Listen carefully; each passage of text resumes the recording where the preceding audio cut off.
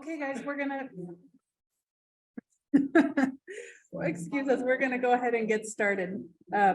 We're gonna start with Larry Hoffer, who's our new president, Barcroft Association president, is gonna kick us off, and then we'll get going on the presentation. Thank you very much. Hi, everybody. I'm Larry Hoffer. I have the honor of being the newly elected LBA president. I'd like to welcome all of you here tonight and everybody online. This is a really important discussion. There is little argument that traffic safety is a major issue affecting our neighborhood. Drivers who speed or otherwise violate the rules of the road pose a significant danger to the children, pedestrians, dog walkers, athletes of all kinds, and anyone who enjoys spending time outdoors, appreciating the great beauty that we are so fortunate to have. But while there's little debate that traffic safety is a problem, where we have issues is reaching consensus on how to fix it. What seems like a good solution to one person is completely unacceptable to another. And as you'll hear in the meeting, this is an issue and a debate that has gone on in our neighborhood for a number of years. But the risk is increasing, so it's important that we as a community work to reach some sort of consensus about what can be done and where we can get help to do it. The individuals who've been working and preparing this meeting have done a fantastic, thorough job of research and developing ideas.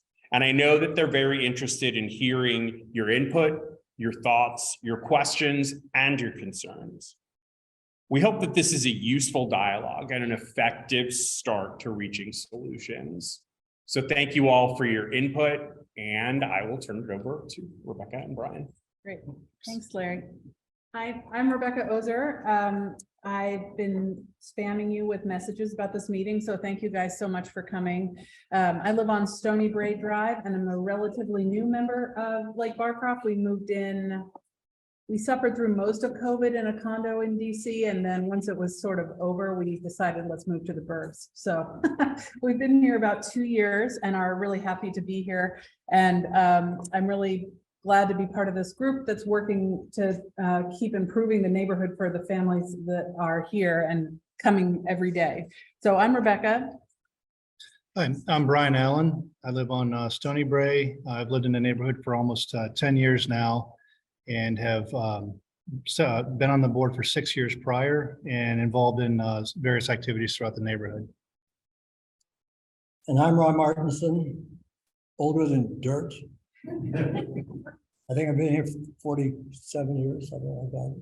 Wanda's been tagging along with me, and keep wondering why she does. But anyway, it's been a joy to live in Lake Barcroft. It's a blessing. I call it the best kept secret in Washington. And people who come to visit us just marvel. Their jaws drop when they see this lake in the middle of the city, like, holy mackerel. Anyway, it's been just an honor to live here, and I want to do whatever I can to be a good neighbor. And I can't tell you how much I appreciate all the work these other folks have been doing, of course, Rose and others who have been participating to help us try to do what we can to make our streets safer. Great, thanks, Ron. Rose, you want to introduce yourself? Sure. Hi, I'm Rose Lane. Also live on Stony Bray Drive for about the past 4 years.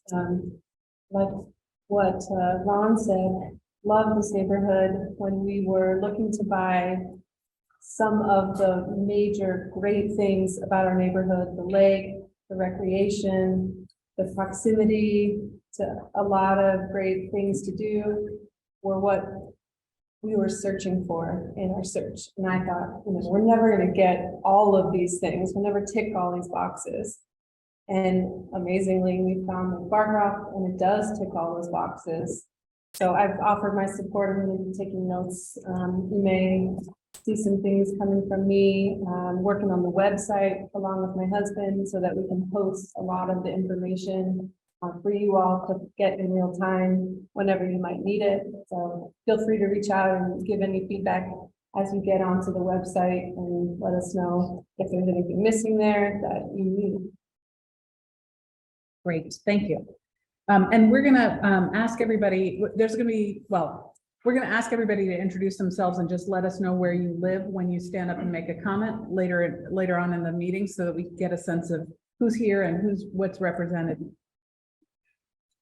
So the agenda for tonight, we're going to just quickly run over expectations for the meeting, just, best practices for the meeting itself, talk about what we're hoping to get out of tonight, go over some of the history that Larry alluded to of the prior efforts that have been undertaken trying to improve this problem in the neighborhood, talk about why we're trying again now, what the impetus is for action now. And then spend some time talking about something called the RTAP process, which we'll explain is one of the approaches we can take to improve traffic safety. And then we're going to have a really large portion of time. We have 45 minutes in the agenda for a discussion of the RTAP process. So we're just going to ask people to hold their questions until that time. People on Zoom can put their questions in the chat and we'll just hold them until we get to the discussion. But that is the primary objective of tonight is that discussion. And then we're going to have a overview of some things beyond RTAP that we can pursue. And Ron has done a lot of thinking about some of what the other opportunities are for improving traffic safety. And then we'll have a big discussion of those as well. So, and then we'll just wrap up with some next steps about what we're going to be doing coming out of this meeting. So in terms of expectations for the meeting, we're just asking everyone to be respectful, be concise in your comments. I'm not sure how many people we have on Zoom, but everybody's probably got something they want to say. So I'm trying to keep it, tight so that everybody gets a chance to talk. Stay open-minded, assume good intent. I think we're all here wanting the best for our neighborhood. So assume the best of each other and practice active listening. So for the meeting objectives, our goals tonight are to ensure that our neighbors understand the scope of the traffic safety problem in Lake Barcroft, the history of attempts to address it before, and our options for doing something about it today. We're going to review the specific options of the RTAP process, like I mentioned, take a sort of temperature about community preferences, and then figure out our next steps, and then discuss additional strategies beyond the scope of the RTAP to address the full community, assess community preferences and next steps. So prior efforts. So I have to give credit to Larry Golfer, who spent a lot of time digging through Lake Barcroft e-records to find the history of this effort and all the efforts that have been made prior to 2023 to address this. And he would want me to point out, he's not feeling well tonight, but he would like me to point out, I'm sure, that this first date of 1998 is not the first time a group has tried to address this issue, but only the first time since email was invented. So there were probably prior efforts that are not captured in, newsletters that are saved on our database. But in 1998, Bob Shriver led a neighbor group regarding speeding on Beachway. There were a couple of solutions that were proposed. A traffic circle was voted down by the community. There were stop signs. I think they were put in at Nevius and Beachway as a result of this effort. Speed humps and tables were voted down by the community. And then there was a recommendation for median striping and squared off corners, which are approaches that are meant to help slow things down, and those weren't done. And we don't have to get into the whys, but that's just, sort of where things started in 98. Then George Waters and a 28-member team established by the board came together and issued a bunch of recommendations, including eight new stop signs that were put in. Striping on Whispering and Lakeview was not done. Sorry. Speed humps on Lakeview Terrace, not done. Signage on Lakeview wasn't done, and requested police enforcement if those things didn't work also, I don't think happened. Then in 2008, from 2008 to 2012, Kevin Campshire chaired a 6-person waterway task force, unaffiliated with the board, recommending stripes to narrow the divided portion of waterway, and that was done. I think, is this the one that you benefited from, Ron? Yes. Ron's better able to mow his lawn because he doesn't get mowed down himself, but Yeah. because I of want to these- mow the lawn. I don't want to be the mowee. They were some Watch for Children signage put in, and some a crosswalk at Stony Brae and Waterway was added. And then Sally Detterman in 2013 got signs announcing an additional speeding fee added. And then most recently, from 2018 to 2020, Larry Marcus chaired a 6-member task force. This was appointed by the board. There was a traffic study conducted on Waterway, Stony Brae, Lakeview, Beachway, and Potterton at that time. All 5 of them were found to qualify by the county's and VDOT's definitions, qualify for amelioration and interventions to address the problem. There was a focus at that time of the board on 4 speed tables for Waterway and Stony Brae. A community survey was, I guess, commissioned by the board. There were only 21 responses. So that's obviously not ideal in a community with over 1,000 households. But of those 21, 18 were in favor of traffic calming. So it's hard to know what to make of that, but that's where that was left. And then COVID happened. And I think some of the follow-up, yeah. Quick point. Yeah. The Group 5 was meeting Yeah. was in fact appointed by the board. Okay, I'm sorry, I don't know you. That's Under Kevin the- Cashel. Oh, you're Kevin. Oh, Kevin, I'm sorry. Okay, hi. Sorry. Yeah, no problem. So, and at that time, board funding was approved for some of these changes, a pole mounted speed display on Waterway and beautification planters on Waterway to slow things down. There was funding approved, but it just never, it got COVIDed. So it sort of just fell off the radar. So what's the scale of the traffic study of the traffic safety issue today? That speed study that we talked about was conducted again last June, almost a year ago, on Stony Brae and Waterway. It's conducted by the county over a 24-hour period, and they just clock how many people come in each direction on the street and the speeds that they're going. The study found that of the over 1,200 cars on Stony Brae, almost 80% of them were driving over the posted speed limit. 23 of those cars were going 45 miles an hour or faster, which is reckless driving. That's 20 miles an hour over the speed limit is considered reckless driving. Of those 23, 15 came zipping by between 7 a.m. and 7 p.m. So it's not like happening in the middle of the night when there's nobody out there. That's prime time for kids and dog walkers and runners and bikers and other drivers trying to get in and out of their driveways and get home. And the numbers were very similar for Waterway, not quite as much traffic volume, but similar speeding problem.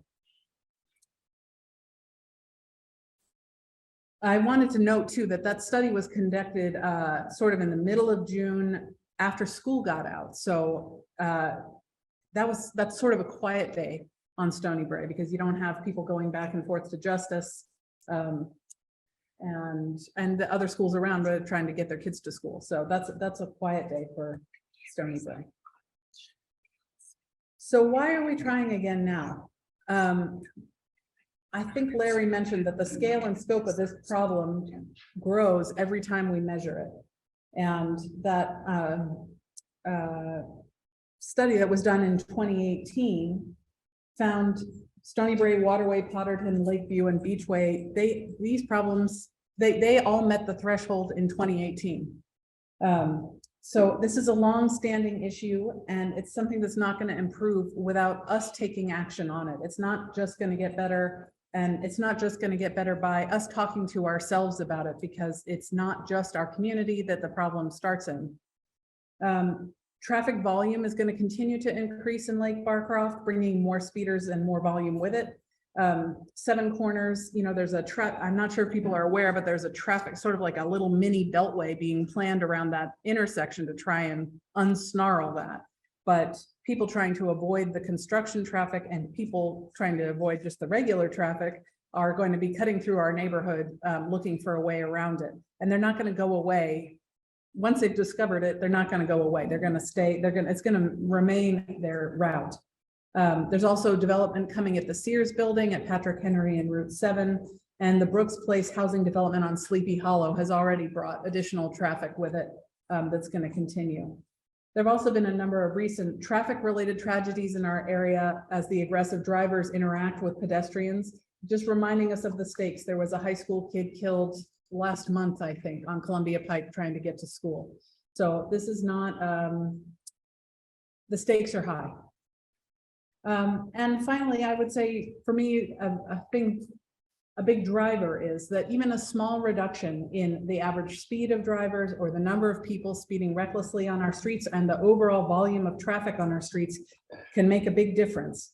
And I wanted to share this graphic that Rose found. It was put out by Montgomery County, showing the difference in going 20 miles per hour and 30 miles per hour and 40 miles per hour in terms of your field of vision, what you have time to react to, how long it takes you to stop. So if you're going 20 miles an hour, it takes you 40 feet to stop. If you're going 40 miles an hour, it takes 155 feet to stop. And the likelihood of fatality or severe injury when you go from 20 miles an hour to 40 miles per hour goes from 13 to 73%. So 3 out of 4 people who get hit by a car going 40 miles an hour are going to be seriously injured or killed. And I can speak from personal experience that it's easy on our windy wooded streets, and they're hilly, and you're distracted by annoying noise, annoying news on NPR and the kids in the back seat, that you look down and you're going 35 miles an hour. It's not hard to do. And that's well-intentioned people, you know, with trying to do their best, which is not what every driver is. So with that, I'll turn it over to Brian to talk about traffic calming. So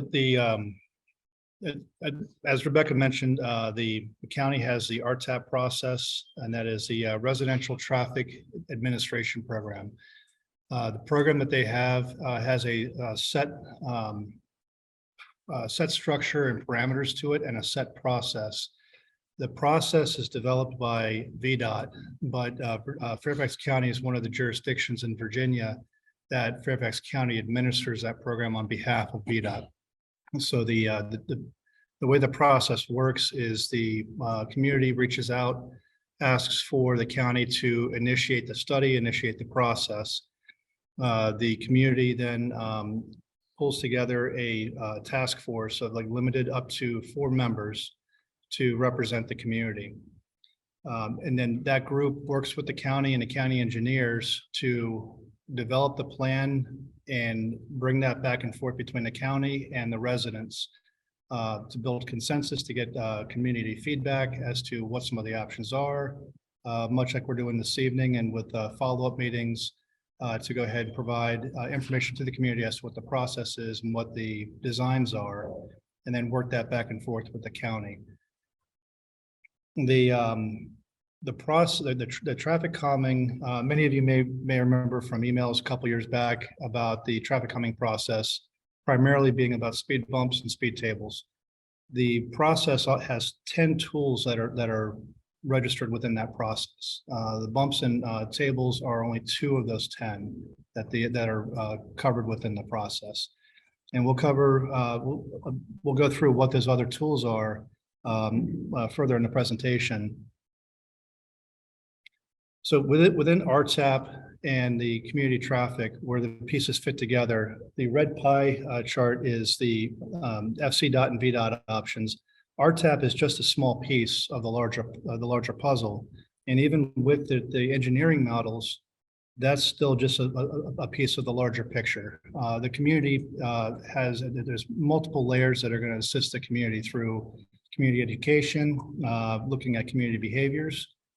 There's also board-sponsored options that, as residents and with the HOA, there's measures that we can enact on our own.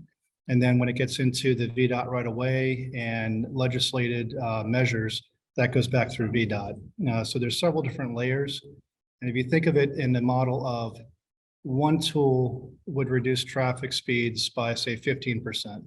You add a flashing stop sign, that adds another 10% reduction. You add something else, that's another 5%.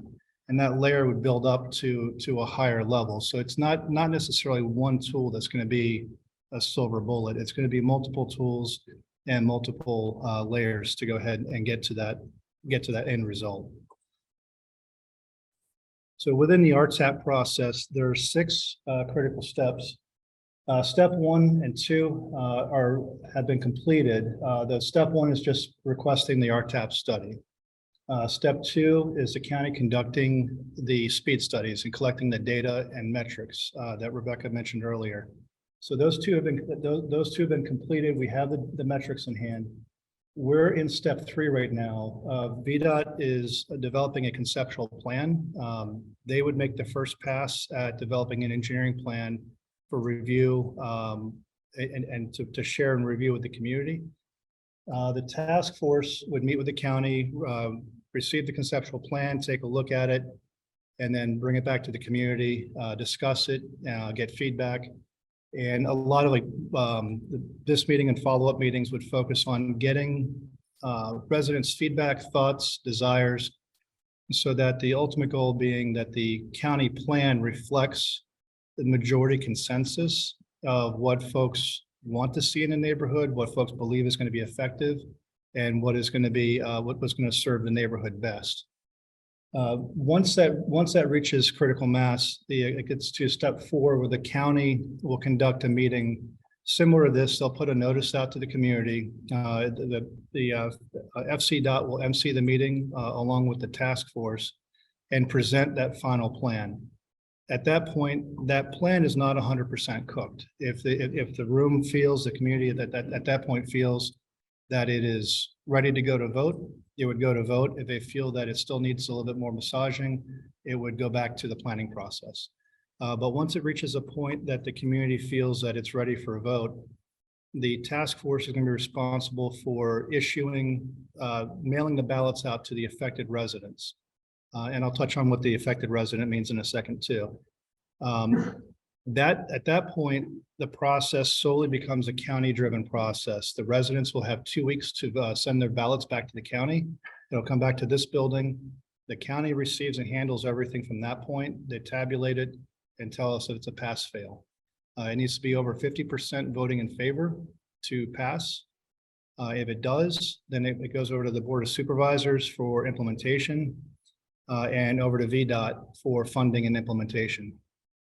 The window for that, it could happen immediately, which is rather unlikely with the bureaucratic process, or it could be as long as a year or more, as it falls in with the county's funding schedules and their funding cycles.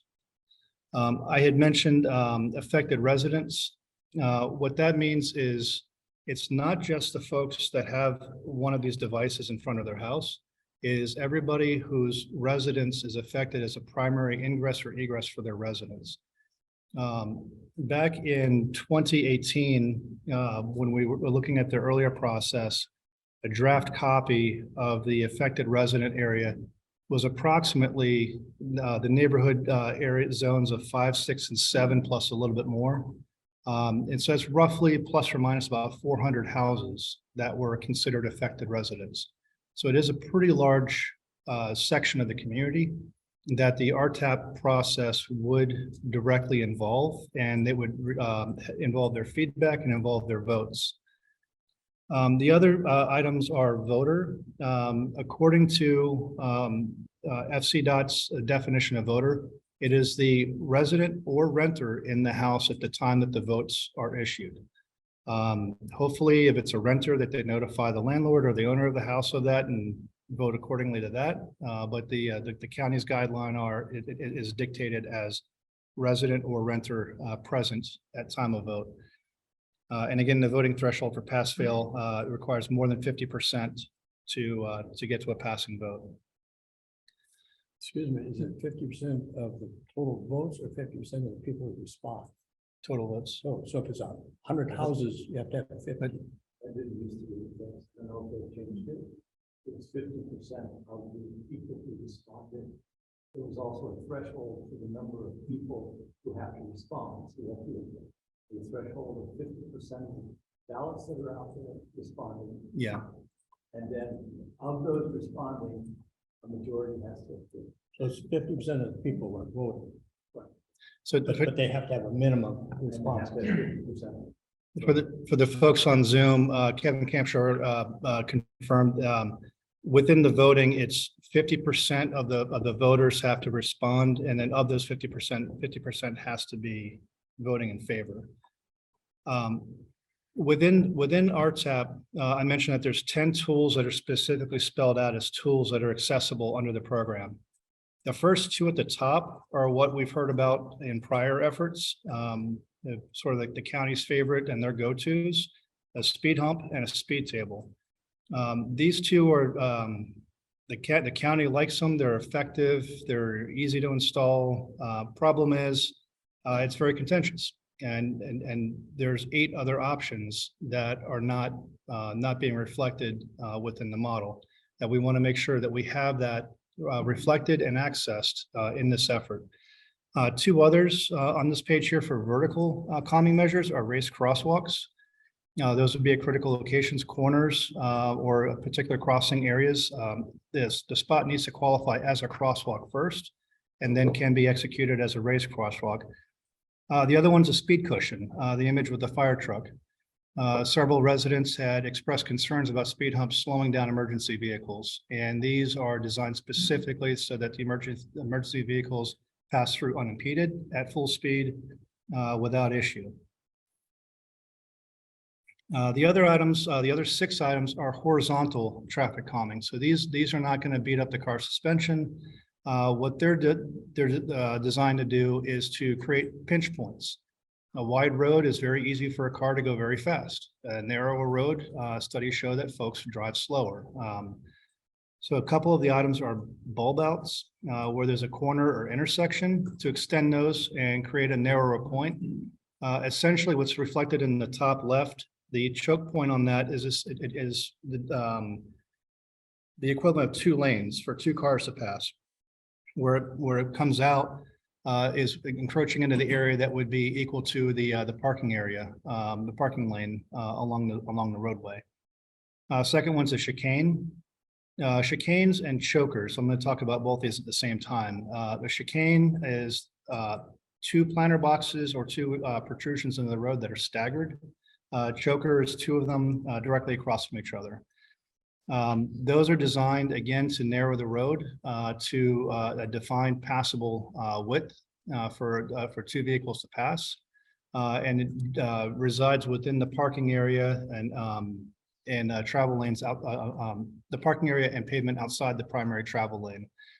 Those can be paved, or they can be planter boxes. And what we had looked at in prior models, and we'd like to go ahead and in this model consider with this definition, is something, a planter box that could be used as beautification for the neighborhood as well, with native plantings or other means. Bottom left is a crosswalk refuge. That would be at an intersection where there's a crosswalk existing. There would be a island in the middle of the road. Again, that would give a pedestrian somewhere to go in the middle versus being trapped in the middle of a large intersection, as well as have lane markings and other items to designate that. Bottom center is pavement markings. So we've already done this in some applications along waterway. It's simply painting the road to narrow the travel lane and define walking area, non-driving area, and again, narrowing the driving surface. The last one is a raised median. So where the roadways are wide enough to allow to have a raised median in the middle of the road, creating less drivable surface to funnel vehicles through specific points. One thing to note with all of these items, not every item is going to be applicable at the designated points within the engineering plan. There are road widths that have to be met for certain applications. There are different points for like how the intersections are constructed for some of the tools. So these are the 10 tools that are provided under RTAP that would be in discussion with the county engineers of how to apply them, which ones we can use at which locations, and then bringing that back to the community to say, at location A, we can use tools 1, 2, 3, and 4, and discuss how those pieces come together. One of the other items to note too, in terms of the tools, there are set distances between the devices. Some of the devices, it's several hundred meters required between devices. There's also sight lines with many of our roads being curvy and hilly. And we'll turn it over to the community discussion portion. You want to start with Zoom? Do we have any questions in Zoom yet? Let's see.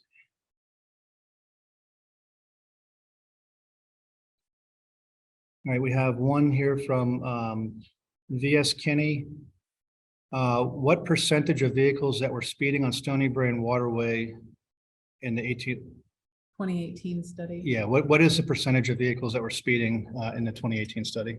I don't remember off the top of my head, and I don't know if anybody in here might, but I know that all five of the streets in 2018 that were studied, so it was Stony Brae Waterway, Beachway, Lakeview, and Crosswoods.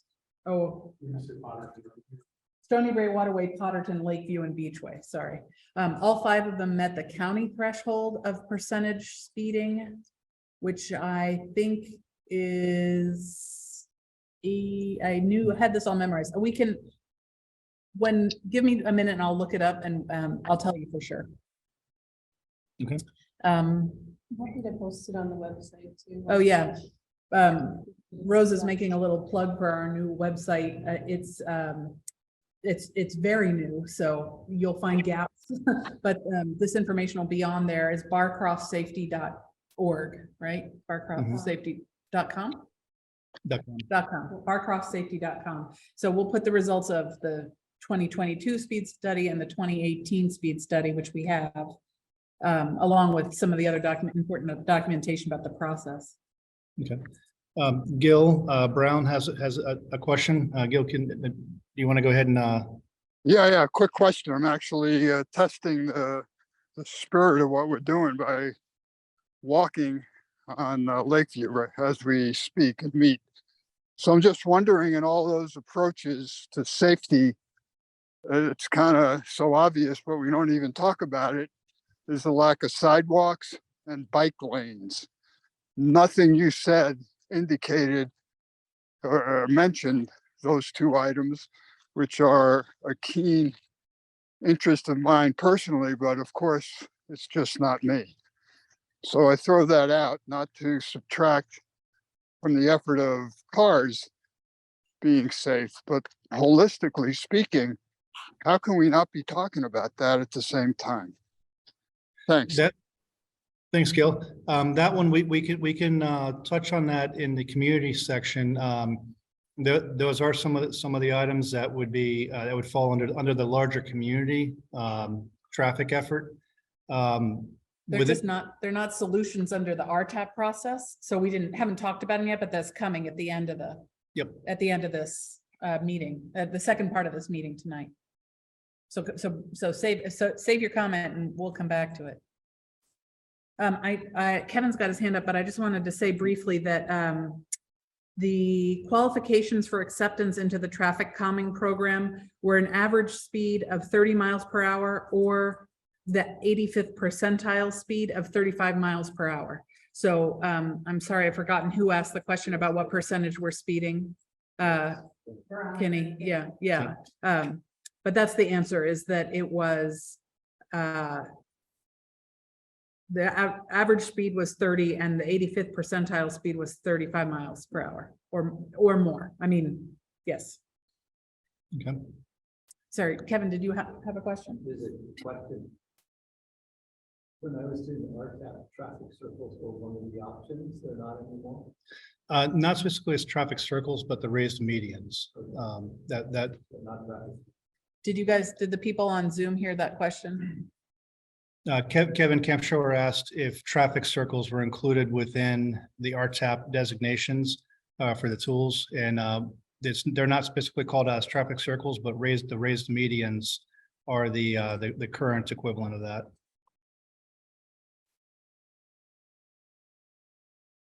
Anybody else in the room have a question? Yeah, please.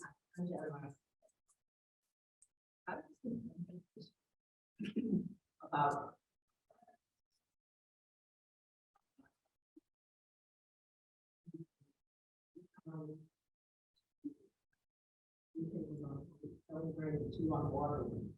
So is that still in play, or is that going away since now on? That process didn't, Gotta repeat it.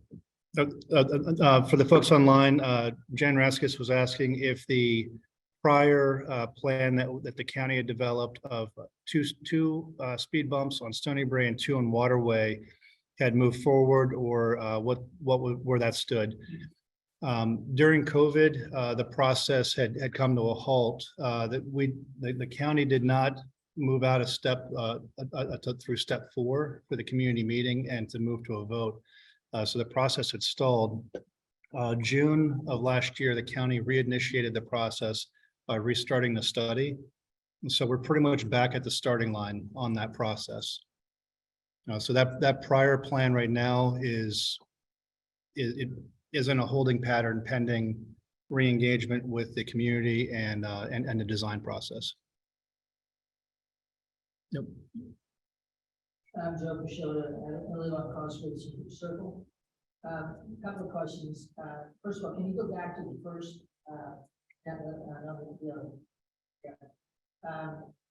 does that have, it doesn't look like it has, anything with, the speed, showing the speed or anything like that on it? So when a person is driving, it shows the speed.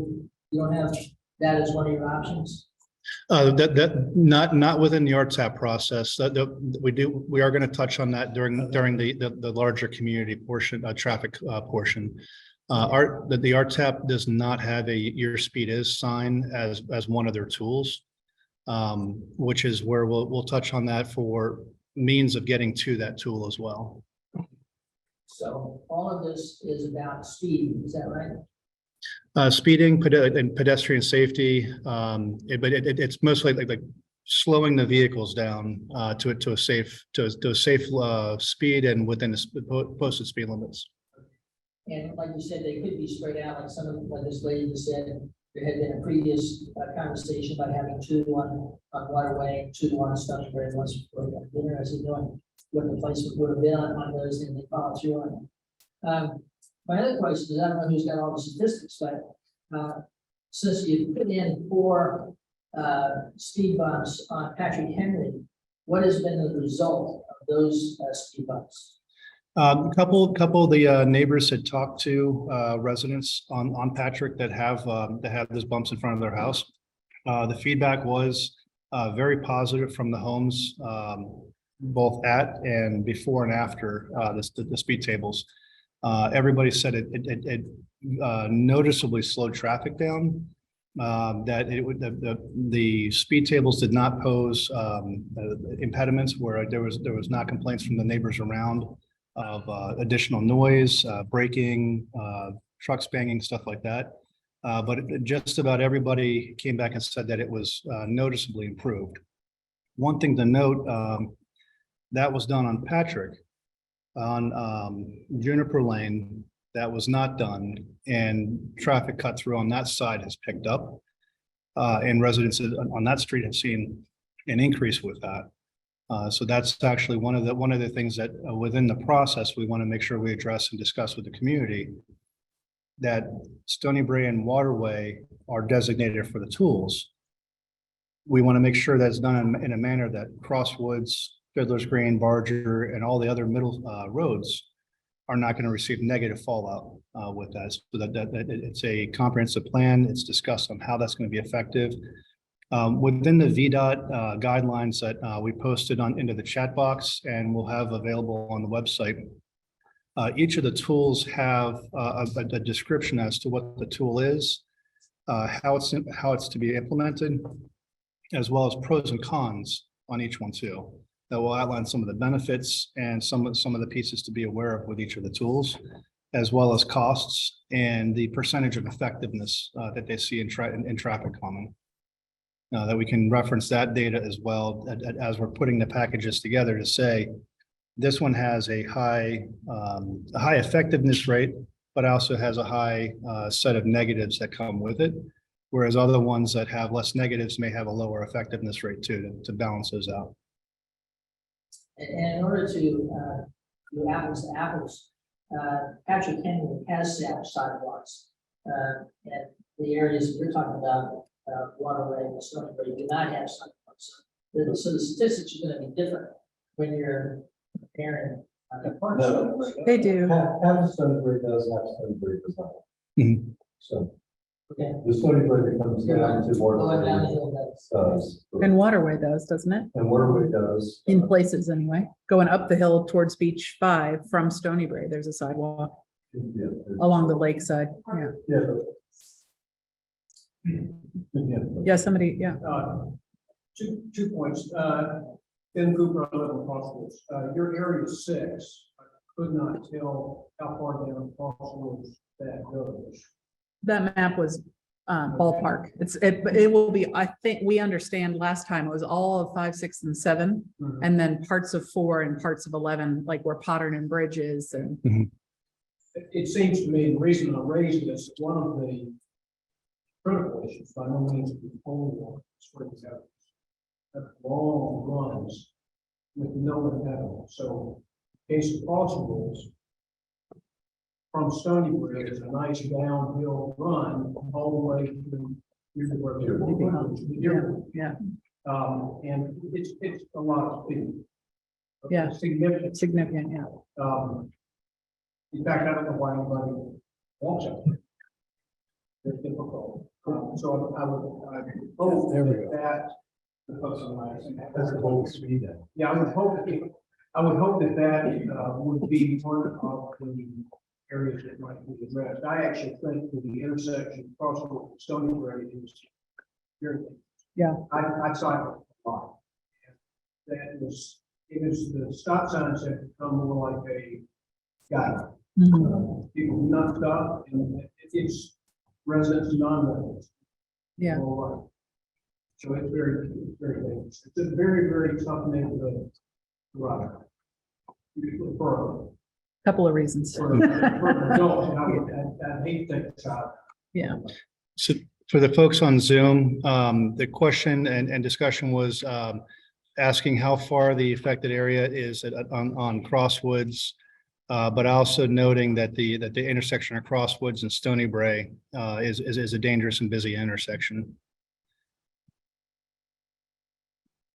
Thank you. Really appreciate that from out here in Zoom land. We're having a hard time following the great comments that are coming from the in-person section. So the summaries or repeating the question is invaluable. Thank you.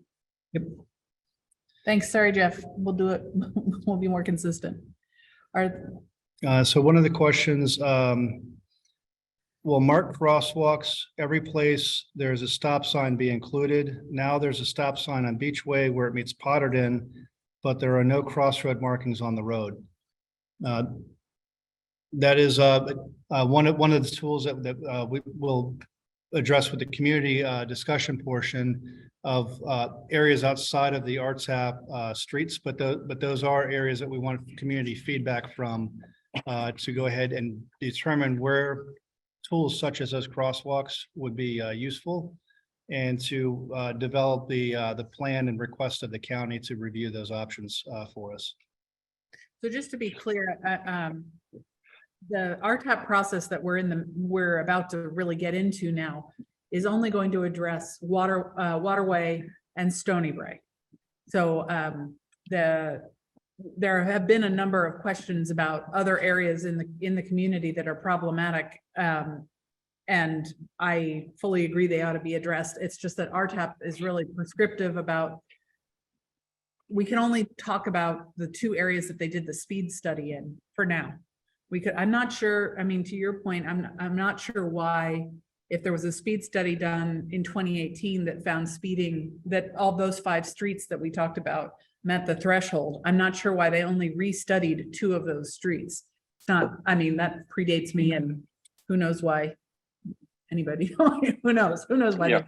But we would have to, if we wanted to pursue these RTAP, this specific pool of menu items for addressing this on streets other than Stony Bray and Waterway, at this point, we'd have to request another separate RTAP process and a new study, and it would, I mean, it's doable. It's just a different we're studying, I mean, with the RTAP is such like a narrow slice, both of the community itself and the number of streets that have issues, and also the menu of options for address that it offers. So the scope of Can I answer on a point of clarification for the waterway side? Yeah, Tom hold on. Penland? Yeah, just hold on a minute. Yeah, please. Yeah, okay, because my consideration is there and concern, you point to waterway and we understand, we did have those crosswalks there. It was part of that system. Hopefully it can continue. It wasn't that they weren't there, they weren't maintained. So resurfacing and things over the years, they come and go very quickly without a process for making sure they get back. That's just my comment. Thank you very much. Who was that? I'm sorry. Who? Tom who's- Penland. Hi, Tom Tom. Penland. Okay, thank you. Thanks, Tom. Did everybody in the room hear that? Yeah, please go ahead. Great Friday at Willow Tree. So I guess for the scope of this discussion, we're really concentrating on Stony Brook and Waterway as the only two streets. Just for the next 20 minutes. Part of the discussion. Just for the We're next gonna get 20. To the whole committee when I start presenting. We'll take a pause from the discussion. We'll continue the PowerPoint. Ron will talk about other options for outside of VDOT, outside of Fairfax County that we can pursue really anywhere. on Did our the streets. the people on Zoom hear that Discuss question? more too After that. No, you can't adequately hear. So you don't repeat it. It's almost impossible. I'm sorry, I missed your name. Ray Ray Friday. Wow, sounds like you should be wearing a fedora. Ray was just confirming that this part of the conversation is just really pretty focused on the RTAP process that is itself very focused on Stony Bray and Waterway. And Rose confirmed that we're gonna broaden the conversation both in terms of the neighborhood, part of the neighborhood that we're talking about, and the number of solutions on the menu in just a minute. We're just gonna, if there are any more comments, I see a few comments or questions in the Zoom. The question from VS Kinney, do the residents of Patrick Henry have a current or follow-up data on traffic flow of their streets? I do not know. It's a question we can pose to them and ask if the county had done a follow-up study to see if the data metrics improve. I've got one too. Thank you for making sure. Anybody else? Oh, yeah, Brent. Yeah, please. No, I wasn't, because I don't trust you that you're gonna come back. Just a comment on that.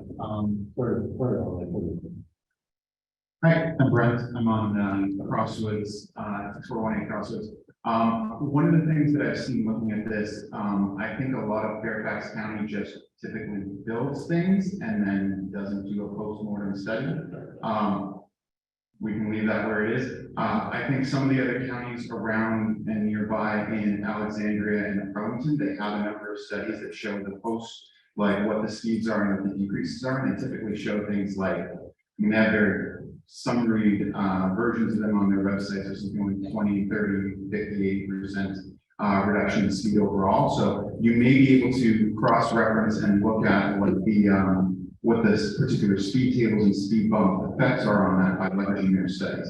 So just because Patrick Henry is close by, it makes just go looking at a couple of other things. Brent, oh, sorry, go ahead. Brent was just, for the people on Zoom, Brent was just saying that if Fairfax County is maybe not as diligent about their follow-up studies as some of our surrounding counties like Arlington and Alexandria. So we might look at, if we can't get the data from Fairfax, we might look at some of the neighboring counties to see the impact of some of these solutions in their neighborhoods. I know, for example, Patrick Henry, once you've crossed through Seven Corners and are heading into Arlington on Patrick Henry, there's a huge hill there there's a little elementary school, that Cardinal Elementary, where my mom used to curse because she'd get speeding tickets there all the time going down that hill. It's the same, just like our neighborhood. And they put some speed bumps in there. And I think they have flashing signs. So that's a good thought, is to look at some comparable. Does somebody else have a hand up in the room?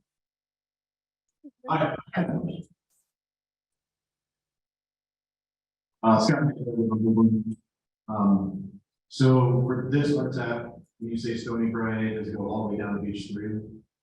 Yeah, for this RTAP, Stony Bray is waterway to waterway. Waterway. Yeah. Okay. So only the people that vote will live on those streets, is that correct? Yeah, it's the whole section, the voting area. The question was about the voting area. And it's sections 5, 6, and 7 on the map. That's not very clearly highlighted in the room. Yeah. Waterway runs right up here, Sunnybrook comes up to this area. It's pretty much the entire mid-lake section that would be considered the voting area. And the county will determine if it's goes outside here, which portion of the floor will be included within that. They will provide their assessment of who they think is included. For the county, it's not too difficult to add if folks think that there is a couple more houses that need to be included that are directly impacted. But it's a hard case to make to the county to reduce. The county's model is driven towards having a broad base for the voters that are affected by that. When you say impacted, what do you mean by that? By impacted, the question is, what does it mean by impacted residents? It's any residence that is within that area, not just Stony Bray and Waterway, but it's all of the streets in the middle and between that as well. The county's definition for that is if it is a primary ingress or egress for that residence, you would be included in that, or if the roadways of Stony Bray and Waterway, if that will create an inconvenience to avoid those roads, that becomes means of inclusion within the voting, the definition of affected resident and voting resident.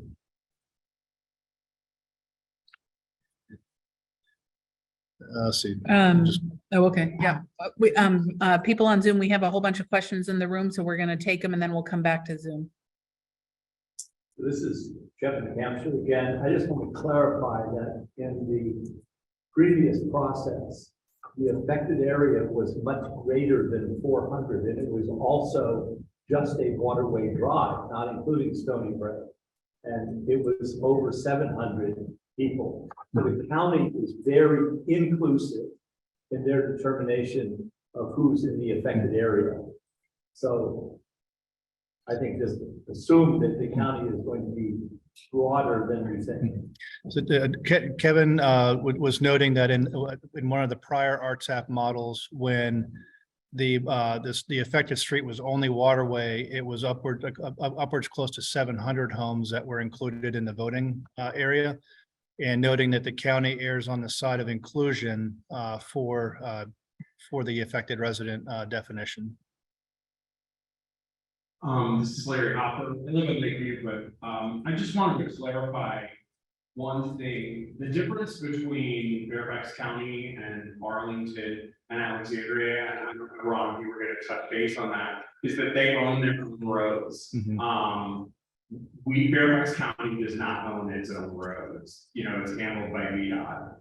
So Lake Barcroft doesn't own its own roads. So there are things that Arlington and Alexandria have been able to accomplish that are easier because of that fact. So I know we'll probably talk more about that when we get into the community piece, but I just wanted to be sure that people understood that.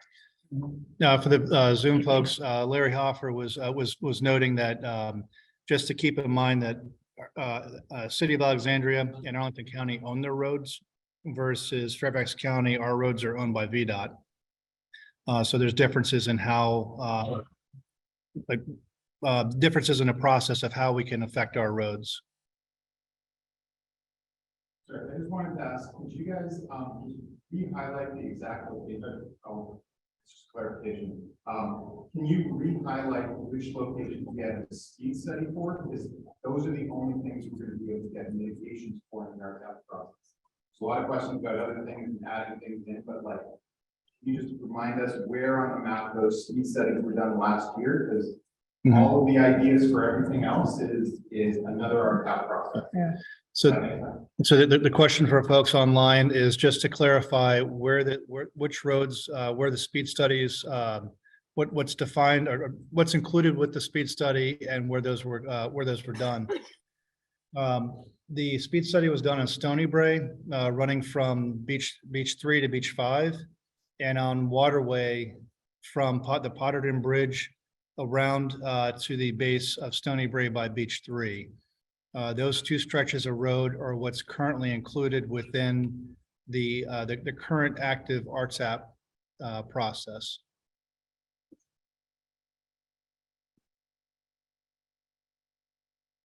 In the 2018 speed studies, they also did Beachway and Lakeview section. In the 2018 speed studies, they also did Lakeview and Beachway speed studies. So those data are available also. Okay. Kevin was just reiterating some of the additional streets that were included in the earlier 2018 speed study, and the results, we'll put those results on barcroftsafety.com. Okay. We have Zoom questions. Yeah, VS Kinney, thinking out loud, just as the outcome of the speed bumps on Patrick Henry resulted in overflow traffic on Juniper Lane, it is likely that calming devices on Waterway and Stony Brae can increase the already heavy volume of traffic entering on Blair Road from Columbia Pike. And this street leads to both an elementary school and our high school. Realistically, which of these other calming devices would even be possible to accommodate on the stretch of road being discussed? When you say, can I ask, when you say other calming devices, do you mean the other ones within the RTAP menu, or are you talking about some of the other ones that aren't in the RTAP menu that we haven't really discussed in depth yet, like flashing cameras and that kind of thing in the RTAP? Brian maybe can speak to previous efforts. VS Kinney, you're unmuted, so are you able to? Can you hear me? Yes. Yep. Oh, okay, yeah, no, I was just curious because in the past, many of these, the ones you showed us pictures of were rejected by VDOT because our streets just can't accommodate having them placed. So I'm curious as to what really has changed that perhaps they're willing to discuss it now. In the 2018 effort, the county was pretty heavy on pushing the speed bumps and speed tables, even when other models were requested. And they were reluctant on accessing some of the other tools. Our hope in this effort is to, knowing that VDOT has these other tools, these eight other tools available, to pressure the county to allow us to access those, provided that they meet the engineering requirements. And if they don't, to engage with our local representatives through Kate Corey and Tom to gain access to those and not be disallowed of that just because it's not in favor by the county engineers. No, my question isn't really about not in favor by the engineers. It's engineering, not feasible with our roads being as they are, windy. It's not a straight shot as in some other roads where these calming devices are applied. I mean, in terms of transportation engineering, it's just not feasible. It probably would create even more accidents on our roads if we put them in. And if that's not possible, then these other solutions that you are contemplating, would we be paying for them, such as buttons to press on a crosswalk that lights up so that cars can slow down like they have placed so many in Arlington? I mean, are we considering that we would pay for this as opposed to the county, since it's not in their plan? We'll touch on that more in depth in the next section, but we do have we do have that in mind coming up. There are some tools that we as a community can buy and fund. But then the other tools, such as what you're describing for the crosswalk and the push button, those are county tools that we can lobby for. That the goal would be getting community consensus, making a request, getting enough folks signing on the requested of the county to have the county hear it and fund it for us. But there are some tools that can be purchased by the community, but there are limitations to what can be done by community tools based on not encroaching in the VDOT and certain limited displays. The majority of the items are administered, controlled, and installed by the county or VDOT. If I can just add one thing, I think I was not here, this is Rebecca, and I was not part of the initial of the 2018 effort or the efforts before that, because I wasn't in the neighborhood. But I don't think that the objection of the county in prior RTAP processes to solutions other than speed tables and speed humps was the engineering challenge. It was just, there's a reluctance. It's easy for them to offer just those two things because they're cheap. They do it all the time. I think there's limited thinking they have to do about it, frankly. And so there may be instances where not all of the solutions that are offered in RTAP are appropriate because of engineering issues in various spots. But that wasn't the driving force for their saying no last time. I think it was just old-fashioned recalcitrance. I don't know if there's one more question, or if we can we need to move on to the next portion of talking about things besides RTAP. So unless anybody has any other burning questions, and if you do have burning questions, you can email Barcroft,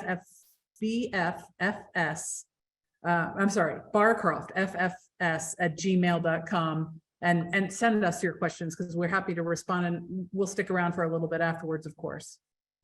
Anything else that needs to be discussed right now? Brent, did you have something? Sure. Hey, this is Jeff Borst. I just had a quick question. Jeff, hold Under on. the RTAP process and via the community, can what you have referred to as county tools in any of their forms be paid for and installed by the community outside of specific VDOT or county approval? Thank you. Most likely not. If it's on the roadway or within the VDOT right away, the answer would be no. That has to be done through VDOT and through their process. And if it's within the county right away, there are limited things that we could put in as well. We'll touch on a couple tools here coming up, but like your speed is signs, there are models of those that the community can post. But when it comes to traffic signage, that's regulated by the county and by VDOT and has to be administered by them. Anything that's in the roadway is owned by the county and VDOT as well. I just want to make sure that we're separating funding from the approval. And I want to make sure that, kind of the county recognizes that they may be more amenable to particular tools and installation of those tools if they don't have to fund them, as opposed to just saying no as a cost saving measure. Thank you. Yeah. Brent, one more question in the room. Yeah, Brent. I was in here in 2018. What did we ask for in 2018, and what was the county's argument against? The question was, what did we ask for in 2018? And what was the second half? What was the county's argument against it? And what was the county's argument against it? What was asked of the county was to develop a traffic calming plan. Just simply that there was initially there was not a specific ask of saying we want tools XYZ. The county developed a plan that was comprised of speed bumps and speed tables, and then the group had asked for other tools of looking at planter boxes, chicanes, and other items. And the county's model came back somewhat ambiguous, particularly like in the locations where they would have been allowed through by the engineering guidelines. But it was just simply along the lines of, but that's not what we do. So it was a limited response, and it was sort of a lackluster response, especially in cases where the answer was not, we can't do it because of sightlines, because of the road widths, or because of certain physical conditions. It just was a simple reluctance to access some of those tools where they would have been applicable. Okay, I was just trying to, so we counted with speed tables and speed bumps with fence boxes. I guess I didn't see that on. The chokers or chicanes. Okay. Yeah. Okay, let's move on. So, so Ron has time to talk about the broader community and additional solutions. Okay, I think it's good that we've had a good look at the RTAP process, because that is kind of the go-to thing locally here, and it's good that we see what those options are. And the RTAP process that has been discussed offers a number of possible traffic calming devices. Some of them rather simple and others quite complex, but they all have one thing in common, and that is they are good for treating traffic and speed control issues for a very specific and limited location. They provide little or no community-wide application. This is not to say RTAP devices should not be used, and they certainly could be used and should be used in very specific locations, such as near schools, hospitals, places with heavy pedestrian traffic. They can also be efficient where right-of-way becomes an issue, such as installing a traffic circle at a busy intersection that would both control speeding but also allow for the orderly movement of vehicles. Also to be taken into consideration, some RTAP devices can be quite costly. A simple speed hump, for example, I understand can cost over $4,000. And others such as chicanes, which create a serpentine curve in the road, which we see in the pictures there, can cost considerably more than that. And again, these devices only affect traffic on a very small portion of a road or street where they're located. Given the tax dollars for road construction and maintenance are limited, traffic calming measures should be pursued that are first and foremost effective for a large part of our entire community. And second, hopefully that would be a lot less costly to operate or maintain. So what are some of these options? And that's now we'll take a look here. Number one, more prominent, it's not number, but more prominent signage. These devices can be very effective psychologically if they are stationed properly and liberally where speeding is common. For example, your speed is flashing signs. Sitting above a regular sign that tells you what the actual speed limit is for that location. If that doesn't tell you you're speeding, nothing does. It tells you how much you're speeding. Flashing stop signs can help deter the temptation for some drivers to just ignore the stop sign. Numerous times residents have posted on our Lakeling messaging board that they just witnessed a driver, quote unquote, blowing past the stop sign without even stopping or slowing down. Unfortunately, I think there's a good explanation for why this happens. The Uniform Manual of Traffic Devices issued by the federal government clearly says that stop signs are for regulating right-of-way, should not be used for traffic calming purposes. So when a driver approaches an intersection and there's literally nobody there besides himself or herself, the driver can easily assume there's no legitimate reason to stop and hence ignores the sign. This, of course, could lead to tragic consequences should a pedestrian come out of nowhere to cross the street. The unfortunate reality is that such a case is that the four-way or all-way stop signs were put there for the wrong reason, again, because they're not supposed to be used for traffic calming. And what that does is it just almost invites people to just ignore them. Next one is increased fine warning signs. These can be effective when not only posted, but more importantly, enforced. If the signs are viewed as lame or toothless, then again, their disregard becomes more disdainful and widespread.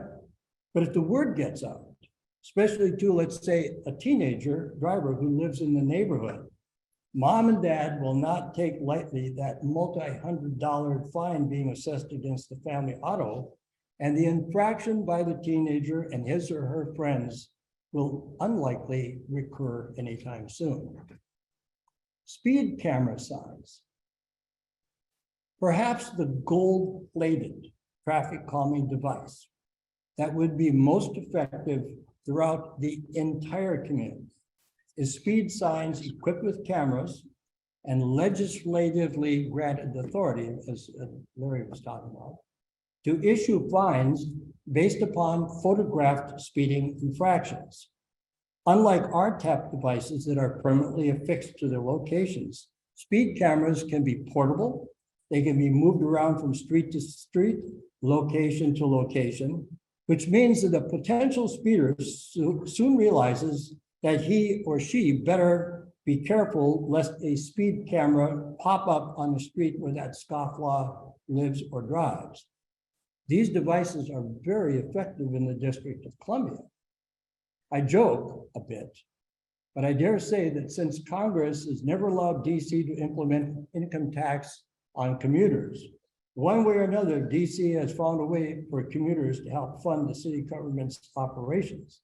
And they love them so much, apparently the plan is to put a lot more of them in place.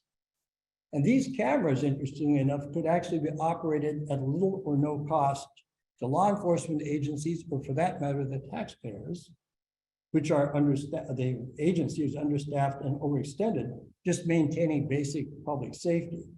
The revenue collected via speed cameras could be directed partially or entirely toward their installation and maintenance, including moving them around to different locations around the community. This particular traffic calming option would require the General Assembly, as Larry said, to provide legislative authority to be implemented in Fairfax County. Ironically, speed camera devices such I described already exist in neighboring jurisdictions, including Arlington County, cities of Falls Church, and Alexandria. All you have to do is take a drive down Broad Street in Falls Church, for example, and see for yourself. And guess what? No one speeds. Everybody's been recording the speed limit. And yes, it's true that these other jurisdictions do have the authority because they own their streets. But what kind of an excuse is that for depriving the people of Fairfax County from having access to the same type of tools? So just a summary on devices and methods. There are numerous other traffic calming devices and ideas, but the takeaway from my presentation is that our community of Lake Barcroft should not be deterred or dissuaded from seeking community-wide traffic safety options and devices, and should not be treated like poor stepchildren given only RTAP devices as a means for protecting each and every resident, adult and child, and our homes and property. RTAP is a little bit like playing the lottery. There's a small handful of winners, and everybody else puts in the money that gains none of the benefit. And again, I'm not speaking down to that there's no use or no purpose for the RTAP process. I'm simply saying, when you lay down some asphalt and the person who lives there, who advocated for it, moves, where their children grow up and the purpose for which it was originally put there becomes moved, they don't take that speed hump with them. It stays there. It's probably as close a thing to immortality once you put these devices in place. So, as we said in the Lake Barcroft newsletter leading up to this meeting, we're a community of 1,000 homes. We're not 20 or 30 people in the backwoods here. That's a lot of votes, a lot of smart people, and we survived the wiping out of our dam. It seems to me we ought to be able to do this too.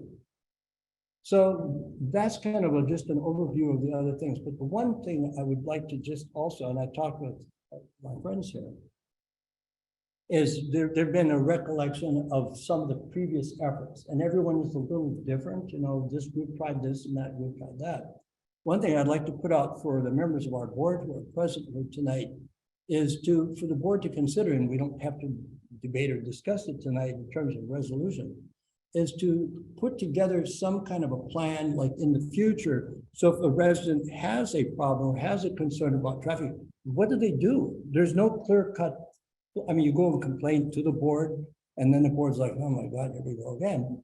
What I would offer for consideration, debate it, and I invite everybody in the room to offer your own ideas, is for the board to create like a citizens volunteer committee. 5 people, 10 people, however many people want to serve on it.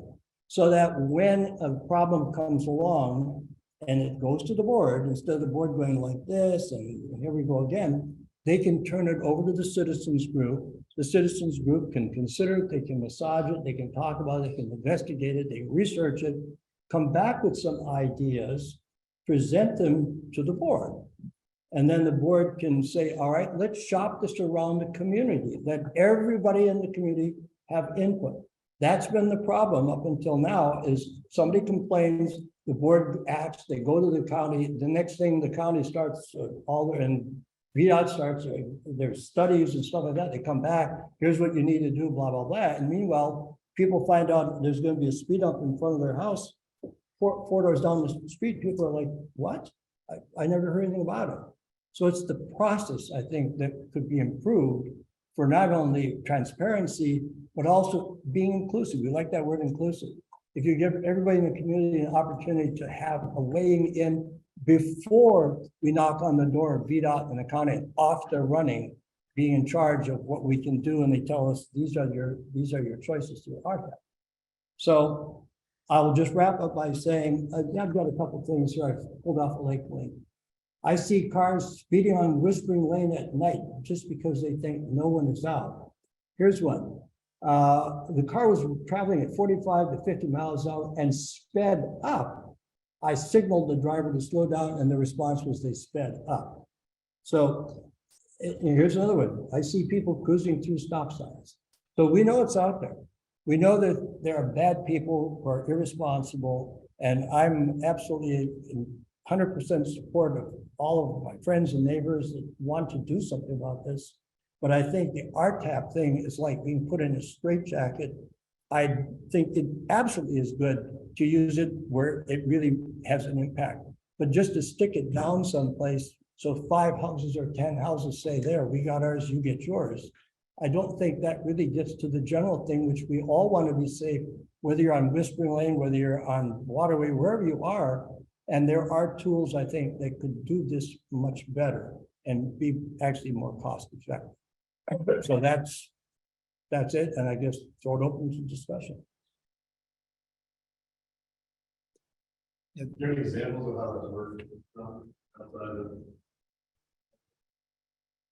other communities? Someone's asking for examples of that having worked in other communities. Here's a photograph of a speed camera. It's a your speed is camera in Arlington. We were driving home from church, and you can pass this around, you want to see them. This is the front of my Jeep, the red Jeep, and right there is the speed camera in the District of Columbia. That when you go by it, it takes your picture, and you open up your mailbox 4 days later, and you get a ticket. So trust me, it works. I meant in Fairfax County. You're utilizing the board process or pushing the board. I'm sorry? You said we could engage, if we developed a group and engage the board, that your hope would be able to get some more community. I'm sorry that Kate Torrey is not here tonight. She's our delegate. The thing is, these things that we don't have the authority to do, when you have 1,000 voters, that's my point. We ought to not be impotent. We ought to have the ability to get some traction. We got Dave Marsden, who's our senator. He's in charge of the transportation committee in the Senate. So it seems to me we should be able to leverage our respective horsepower, if you will, to try to get those tools that are not existing right now. Not for the camera, as long as Lake Barcroft gets 75% of it. Well, that's more than you're going to get right now, that's for sure. So I don't know if anybody has a comment or question, because this is your time. This is the whole purpose of this, to get everybody engaged. The last question was asking if there's any examples in a county where some of these devices exist. Not in the county.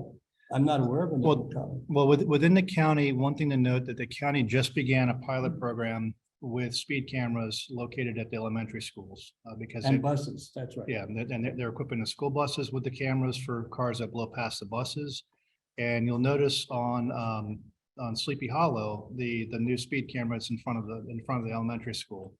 A lot of that's in response to the increasing traffic issues. Talking with the police officers here in Mason District, our neighborhood's nothing unique in this. It is a countywide, nationwide problem. It has been increasing rapidly, and just about every neighborhood and jurisdiction has been experiencing the problems with it. The notion that the county has initiated a pilot program at the schools also raises a question for Lake Barcroft.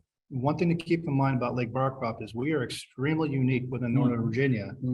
We are one of the few districts that have our own tax zone. When the dam blew out in 72, the WID was created, and we have a special tax zone for this neighborhood, specifically for us. And there's no reason why we could not approach the county or VDOT to have a special traffic zone, to have a pilot program within the neighborhood for some of these devices. So that's some of the models of, it might not exist yet, but through legislation, through our representatives, that door is not closed, that there are methods and vehicles to access, or at least access that discussion and explore that model further.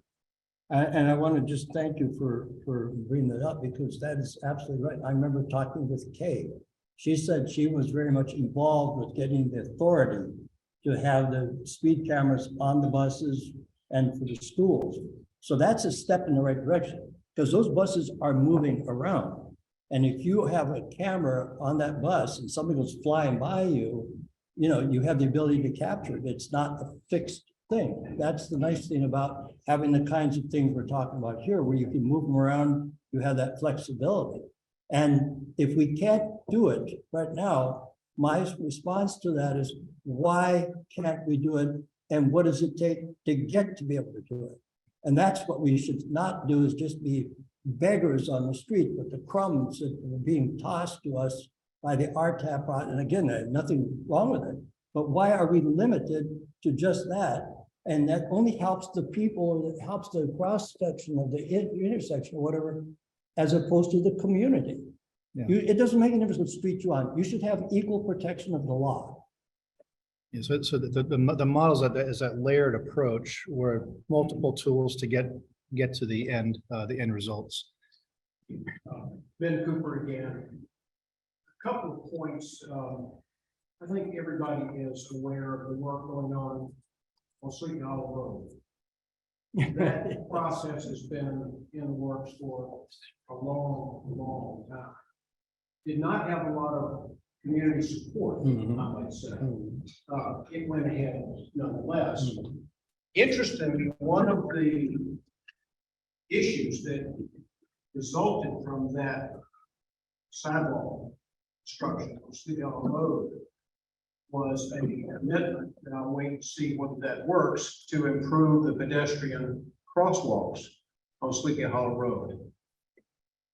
Between Seven Corners and Columbia Pike, there is one single way to cross the road safely, and there are two schools on Sleepy Hollow Road. One light at Kearns, that's it. My wife and I have been asking for decades to improve the pedestrian crossing at Dearborn, among other areas where you simply cannot get across the road. Yes. I'll make another point and then back to in support of Ron. I serve as a trail patrol on the WOD trail. When one goes from Zero, which is at Shirlington, to Percival, where it ends, you go through multiple jurisdictions. The most unsafe jurisdiction is Fairfax County. The crossings at major intersections have no signals. They may have stripes in the road, and because I'm out there a lot, you're risking your life. Fairfax County is, for whatever reason, very reluctant to commit to pedestrian safety. They do take the simple paths whenever they can. I think that it is really time, if Lake Barcroft really wants to solve this problem, to solve it in a very concentrated way that will deal with a lot of things. If you block it on one road, it will move to another. And as the residences that are being finished on Sleepy Hollow Road are completed, they have no access to Sleepy Hollow Road. That traffic all comes into Lake Barcroft. So it is going to get worse and worse. And that the ring road, that's a 40-year project. So I'm not too worried about that affecting traffic in Lake Barcroft, but everything that affects Seven Corners pushes traffic between Sleepy Hollow Road and Route 7. That's part of, by no means all of our traffic problem, certainly part of it. So we have it's a multi-layered problem. Problem number one begins with whatever reason Fairfax County's reluctance to improve pedestrian, let alone auto safety. They simply are not responsive. So I think it's time we should do something much more aggressive. I have no problem with speed tables, but you have to put them on every road in Lake Barcroft or it's not going to work. It might work for Stony Bray, it might work for a place here or there, but they have to be all over.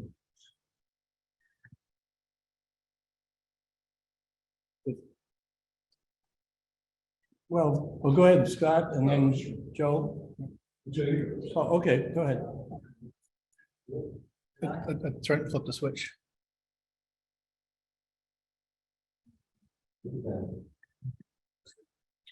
I think you're on.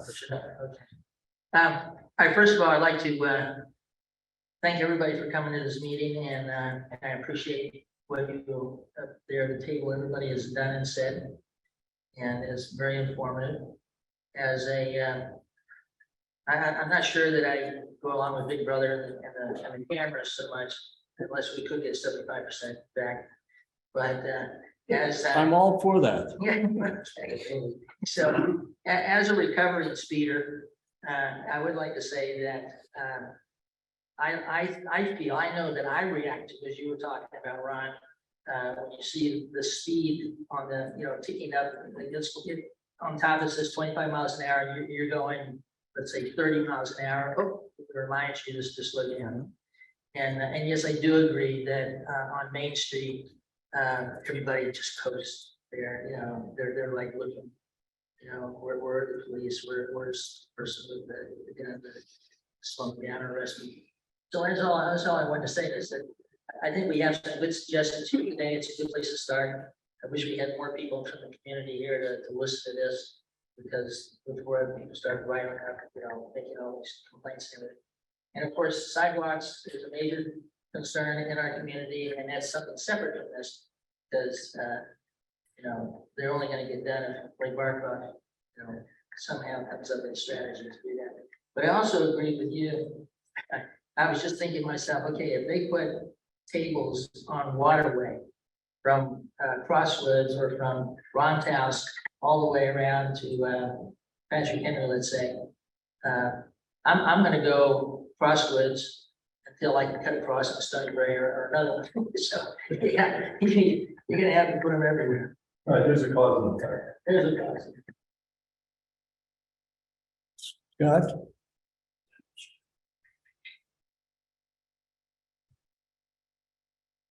So I just want to say, first of all, thank you, Ron.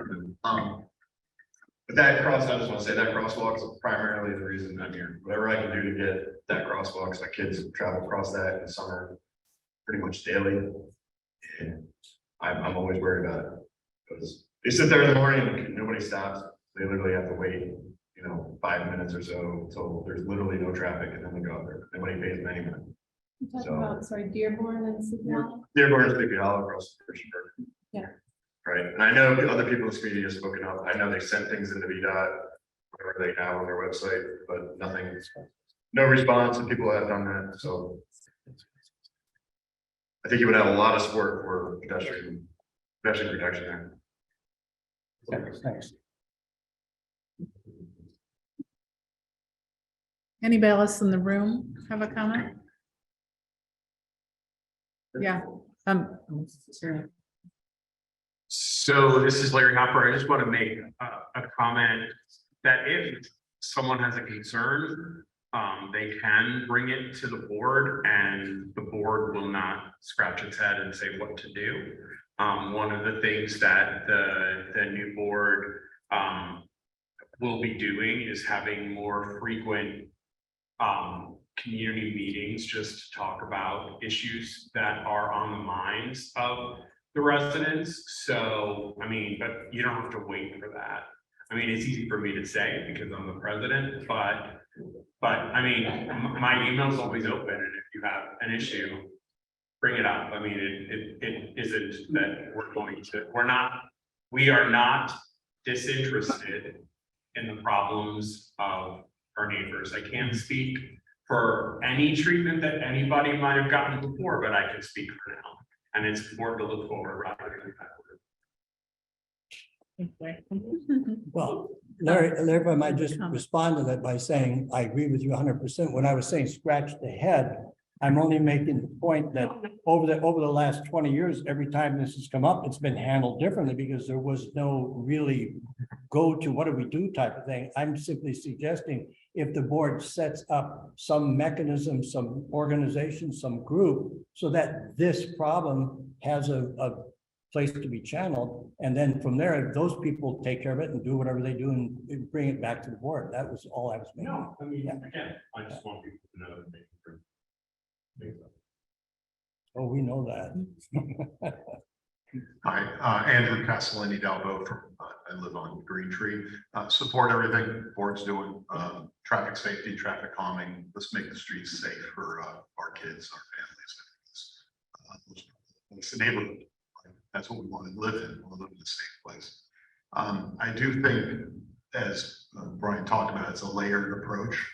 I don't think looking for longer term solutions, cameras, better signs, all that other stuff, still go RTAP, still continue on those layers, try to get whatever we can do up and running again to make these streets safer for our families. I think that's attack whatever different ways we want to get to the problem solved. I think that's great, but let's just not stop. Let's keep moving forward. Get the voting out, and let's see if we can move toward a solution that meets, at least take steps forward to making safer roads. Thanks.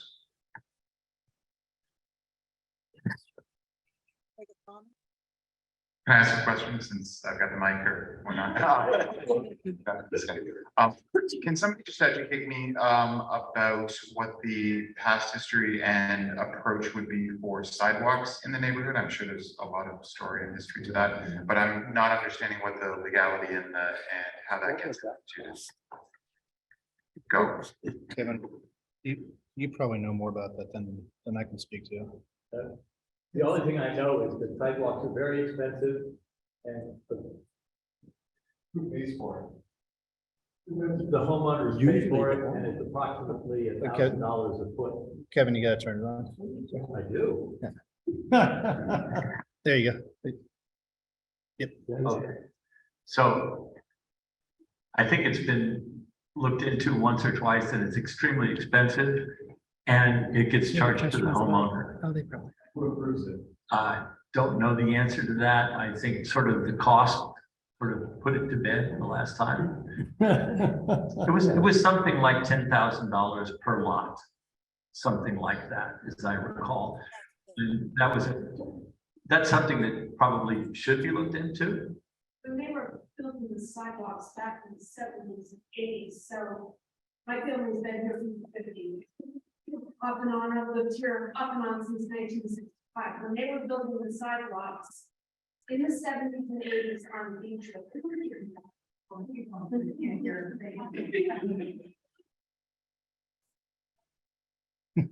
The biggest problem with the sidewalks were the drainage ditches. People went ballistic on that small area of Beachway where the sidewalks were put in. When I remember when I was in high school then, they got the county to partly pitched in, but the residents didn't want it because they don't want the drainage. It would be a huge thing. It was in the newspapers. You could probably go back and find it all. Literally, this was 70s and 80s. They finally ended up putting it in on that left-hand side of Beachway opposite of, going up to Stewart Justice High School. But that was a huge, huge issue. And along that time, that was when they started putting in the stop signs. There were no stop signs here when I was a kid. I lived on Duck Drive.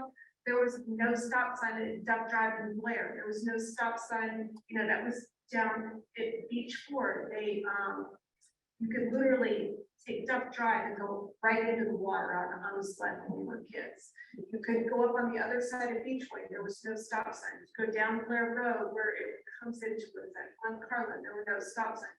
It went on for years and years, just trying to even get that going. And it caused huge neighborhood arguments.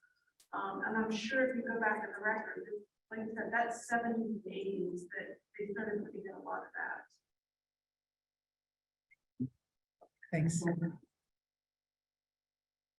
There's also a contingent that strongly opposes sidewalks because it would destroy the rural character of the lake. Well, it's no different than the residents that don't want to take down the telephone poles to bury the lines because they like the character. And when we buried all the lines on the terrace like 7 years ago, my street went ballistic because most of the people didn't want to bury the lines because they like the power poles. But the reality is, well, you know, I've been about 6 years in my last neighborhood. People don't want to put the time and the effort. They don't want their yard dug up. They don't want, you know, the drain snaps with it and stuff. But the reality is it hurts your home values when you do it. If you get the stop signs put in, you get the, even getting a sign put in for children at play, or a hearing impaired child, the neighbors go nuts. They have to see it as what value is it gonna add to their home and what are the safety things for children and you know, residents just walking. Like I said, I've lived here around since 1965, so I can tell you a lot about things that have gone on in the neighborhood, good and bad, but I mean, it's a great place to live, but it's time to make some changes, safety reasons and home values. We've got a question on Zoom here from Veronica. Go ahead, Veronica. I was just, you know, it's been very good discussion and we've had this, those of us who have lived here a little longer, we have run around chasing our tails many times on this issue, the issue of lights and sidewalks. Now, we're not going to get agreement on everything. These ideas that you've put up here are very good and they're all valid and, you know, trying to approach some of VDOT to give us some other options besides Steve's, you know, speed bumps, humps, whatever the, you know, tables is noble. However, I think that we might find that there may be more common ground in the community, regardless of our aesthetic priorities or love of nature, to focus on sidewalks. Sidewalks are in and of themselves a physical structure that will minimize the size of our road, okay? It will allow for a safe walking space as well as biking if you have to really bike on that. So, you know, maybe we want to, since we've already focused in on a smaller area, which is also an easier way to get things approved through the county, as opposed to a grander plan of many streets, you may want to focus in on a particular thing that appeals more to all our neighbors, you know, instead of big brother cameras or, you know, stop signs everywhere and humps everywhere. You may, you know, I'm not so sure that we'd have to bear a $10,000 price tag per lot. I mean, the county must have some responsibility for installing sidewalks, just as they're having to do on Sleepy Hollow. At least on Beachway, I mean, that Beachway is a major thoroughfare. It feeds off of Columbia Pike right down to the middle of the lake. They must have some way of accommodating, you know, the other side of the lake with sidewalks. I just think, you know, perhaps we want to focus on something that more people would be amenable to, as opposed to so many other options that are out there that we might not have access to. That's all. I think we should get we're not doing sidewalks, track.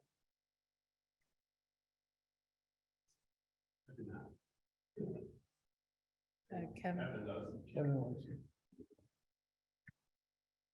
So this is Kevin Camsher again with a final comment from me for today. First of all, thank you for everybody for putting this meeting together. It's been a long time coming, and I really appreciate all the effort that went into the research and everything there. And I applaud the idea of going RTAP plus beyond. I like the both and approach to that. And I just urge that we think about solutions that can be done without Commonwealth-wide legislation, because we might be 1,000 influential voters in Fairfax County, but we're 1,000 nobodies in a Commonwealth of over 14 million people. And that's where speed cameras and other legislation like that has to come from. So, and this is speaking as somebody who knows where the speed cameras are in the District of Columbia and how much they generate. Did you know, for example, that the speed camera that's underneath K Street at the Circle, at Washington Circle, generates $18 million of revenue per year for the District of Columbia, and it's not the biggest grossing camera.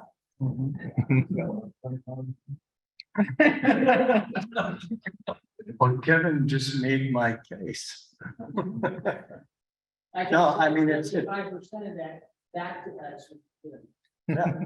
Well, as I said, I mean, these things could in fact pay for themselves, because the argument against having the police do all of the, you know, being stationed and stuff like writing tickets, even though that's bringing in revenue, they say we're shorthanded, we need to have our people doing public safety.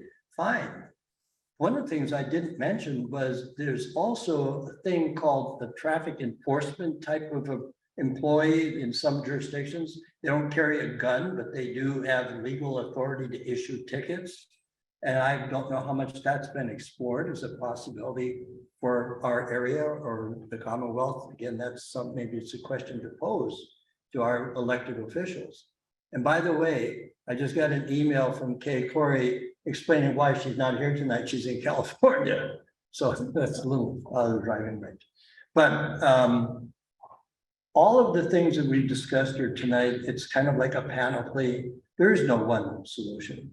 And I think there's plenty of room at the end for goodwill, good teamwork, if you will. And I hope everybody here this evening has had an opportunity, if you've not been acquainted with some of these things, to sort of be educated about what's out there. What we've tried to do is to do research and also working back and forth. Our group here, I think, has found that there's a room at the end, you know, for everybody, again, working together as a team. So with that, maybe I'll turn it back to Rebecca, since she started this with this thing, in case she has something else. Do you want to share any of those comments? Yeah, go ahead, please. So just, I'm gonna run through a couple of comments that were posted online. Oh, good. From Priya, she had a note, just wanted to post comments before signing off. One, we should highlight the data that demonstrates that walkability and safe streets increases home value in our area. Two, the most problematic parts I encounter are Dearborn and Sleepy Hollow and Oakwood and Whispering Lane, because it is treacherous and is a reason why most of our kids on our side of the neighborhood take the bus instead of walking to their elementary school. Three, in terms of community initiatives, an informative campaign to have people trim and reduce hedges on their curbsides. It reduces visibility by drivers and pedestrians and prevents emergency egress. And she just thanks everybody for their participation. And then Paul and Kathy Friedman had a comment, maybe a speed camera owned and operated privately by the community. Obviously could not be enforced for monetary fine, but could bring about awareness and vital statistics. To one thing to note that the one of the items on the slide that Rebecca has up right now is things that the board can do now One of the items that the LBA is able to do on community-owned property is to post your speed is signs. And there was a discussion about funding one of those signs for the neighborhood. And that really to put that question to the community, is that something that the community is in favor of asking of the board? The cost of the sign is roughly about $4,000. That sign, it could be equipped and does have the ability to record data so that it would have a thumb drive that we could pull out data of times, speeds, and quantity of traffic and share that with the officers here at Mason District. That sign could be mobile between community properties. And then that would enable the officers to know what times and where to have speed enforcement, to set up a speed trap. Conversations that I've been party to with the Mason District officers is that in the morning when we're experiencing some of the high volumes, when our kids are going to school, folks are coming and going from work, is also when the officers are rather busy with school crossings, heavier traffic accidents, and other enforcement. So it's hard to get them to the critical locations and just to sit and tag a few drivers. If they know when and where, they can go ahead and prescribe a window, assuming that they're not responding to an emergency. The other item that can be acted upon is to have, through the board, asking the county to place the $200 additional speed fine throughout the community. Right now, that exists on Beachway through the effort that Sally Dieterman had done several years ago. But those signs could be enacted throughout the neighborhood at the request of the community. So those are two items that could be acted on now, and while other items are being developed. And then let's see. Yep. Thanks. If I can make a plug for our personal favorite approach, this is actually another separate RTAP process that would have to happen. I guess there are a variety of flavors of this RTAP, but you can request no through traffic signs. That has to, it's an RTAP, it's another RTAP where they have to do traffic studies. There has to be, I forget what the threshold is, but there have to be a certain number of cars cutting through. I don't know how they measure even cutting through, but anyway, I think the greatest benefit of that, I mean, of course, the most powerful thing would be if somebody actually enforced it, but barring that, it would keep the route from popping up on Google Maps. Because I think a lot of people, they're just looking at Waze or whatever to get through their closest, their fastest route. So, but I'm busy with this RTAP. So then when this one's done, we can do that RTAP. We got one more question here. Well, it's not a question, it's really, we lived in Sleepy Hollow Manor and we did that, back in the 90s, I guess it was. We're having a long cut through traffic coming in. So we put a no through traffic sign, on the parallel drive, and that cut that one out. And so the fear was that we were working on with VDOT about, ingress, egress, and so they put that same sign up. What was it? Just last week before you get up 7 corners, you make a right turn, we did it there, and then we complained that, if we did it there, then this is the next obvious street. We did it there. Calm the traffic. So you do it at the entryways of your community, not within your community. The entryway to the community. And that seems to work pretty well. And I do like the idea of putting the speed limit sign to remind drivers. I mean, I know that what we really need to do is take care of human behavior, and part of human behavior is being reminded of something.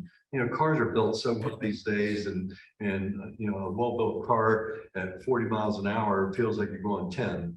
And so, just to have a reminder to start off and let people, change their behavior by reminding them, I think is a great way to get this thing kicked off. And then we can look at, the other RTAP solutions, but we have to do something that is going to be within our generation. You know, a lot of these suggestions like sidewalks is going to happen in somebody else's generation, not going to be in ours, quite frankly. So, and this may sound counterintuitive and it's probably controversial, but people walking on the streets slows traffic down. And honestly, the streets that we're talking about are the streets that have sidewalks, and they are the streets that are, you know, the cars going the fastest. So it's kind of an interesting study of human behavior. So anyway, those are my comments. Thanks. Okay. Anyone else? We do have, we're right on time. One more. Oh yeah, one. Yeah. No, not for the people on, you're not, for the people on Zoom. Yeah. Yeah, turn on.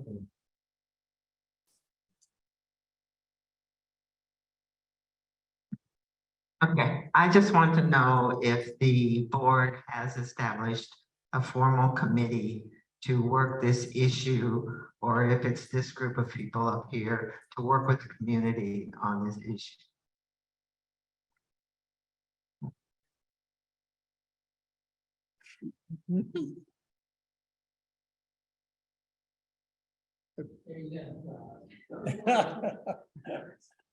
Logistics. So,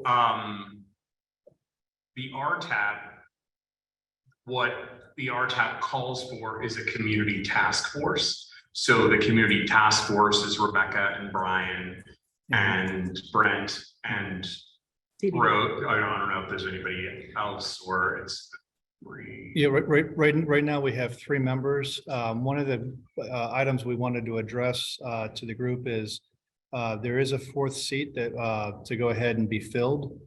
We'd like to get some representation through the affected area. So if there's anybody that is in the middle section of the streets, that is say Crosswoods, Rustic Way, Barger, Lyric Lane, those items that can represent folks that are not directly impacted by having the devices on the road, but are impacted through just being on a neighboring street, that would be great. So right now we have 2 Stony Bray and 1 Crosswoods representative. So we're looking for somebody who could represent someone of the other roads in the affect, you know, the affected the voting area, because the role is going to be a lot of door to door, making sure that people are aware of what's going on, what the voting is about, and gently reminding / begging people to turn in their ballots. So if you are not directly affected, you might want to sit this one out. Right, so the community task force will be handling the pieces of the RTAP process. The board had put together a committee, but then Ron and Brian, Larry Galford, and all of these individuals who came together for this meeting put together a committee. So right now we don't want to duplicate efforts, but we're keeping apprised of them. And I've been going to meetings, and Michael Montfort, the now past president, has been going. So we're keeping in contact. Yeah, and within the community side of it, right now, it's just resident based in terms of developing options. And as Larry's saying, just communicating with the board and coordinating with the board for next steps and as options develop and how that would play out in the community with our representatives. So that part is more of a resident based group that's heading that side up. I just like to reiterate, you described that this one. Mm-hmm. Yeah. And I understand a lot of people do not.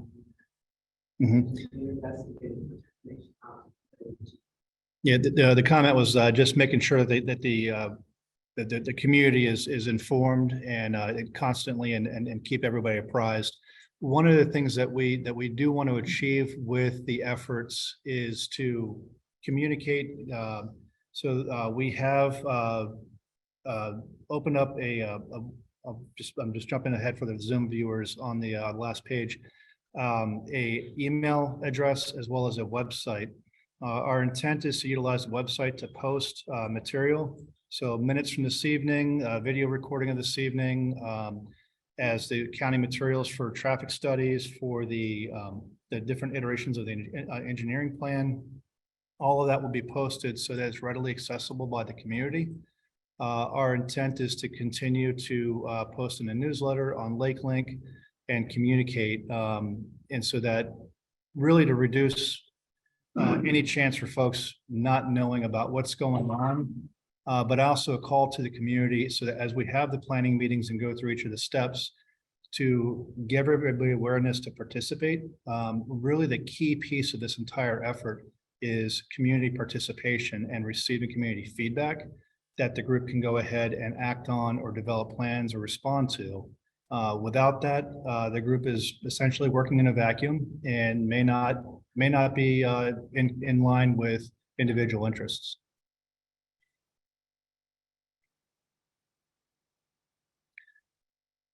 Okay, I'm just gonna hop back to the next steps for just a second, just to say that the RTAP process is moving forward. There's a clock on that. So there's the data that was collected last June is good for a 2-year period. So then we've been waiting to have this community meeting to sort of lay the groundwork and help people understand sort of what the big picture is. And now we're gonna really push on moving forward with the RTAP process, which there are a bunch of steps involved in. But we'll send out an invitation to people to participate in that. If you are in the affected area and would like to be involved, if you're not in the affected area and you just really need something to do, you're also welcome to join us. But there'll be a lot of activity around that in the short term. And we'll have another meeting like this. The community will be invited, but it'll really be opportunity. It'll be that Brian was talking about it. It'll be hosted by the county to present their plan to the community.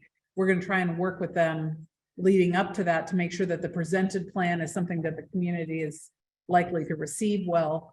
And it may take some going back and forth with the county before we get to a point where we the task force feel like we're ready to put it to a vote. Because I personally don't want to invest all this time and effort just to have it shot down because the county has come up with something that doesn't reflect the community's plan, community's preferences. So that's the next step there. Ron, do you want to talk about next steps for community-wide or just? It's... No, as I said, I think one of the things about the community-wide is that it would be great if we could set up a citizens group of some kind and have people in this community.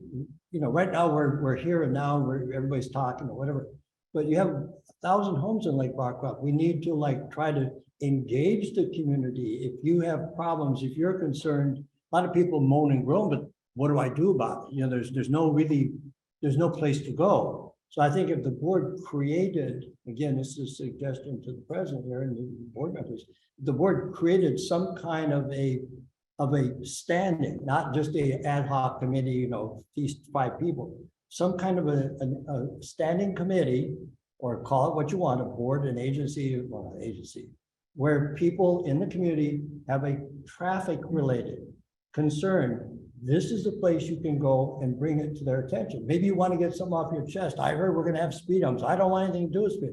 You have a place to go. It's an official established thing as opposed to ad hoc. And that way, that would be a great place. The board can use it as a resource. All the community, the people can use it as a resource, a go-to place. And that it becomes then a way to sort of not only capture, but assess. And then that leads to ideas that develop consensus. And then that can be ultimately presented to the board. This is what the community is speaking about. We would like the board to do something about it. Got a comment from Larry Golfer. He just wanted to remind the group that that within the process there is regular means for regular input from residents on the planning and on the design. So in terms of as we go through, and our next step is to get from the county the current conceptual engineering plan. You're talking about right now, this stuff, yeah. Yeah. And so with that, that'll give us a view into where the county has earmarked for devices, and we can begin the conversation as to what do we want to see at those locations and have that conversation around it. That's specific within the RTAP venue. I think to go ahead and the layer along with that is the other streets in between there. How can we go ahead and affect the other streets with similar measures and with other means? So it's not just hitting 2 roads, but it's having a community-wide basis.